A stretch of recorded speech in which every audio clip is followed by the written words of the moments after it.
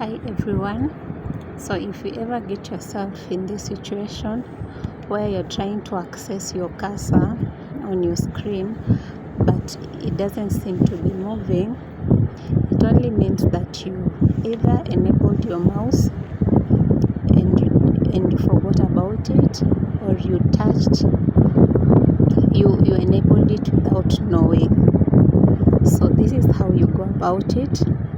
If you look on your touchpad, there is a small light on the left.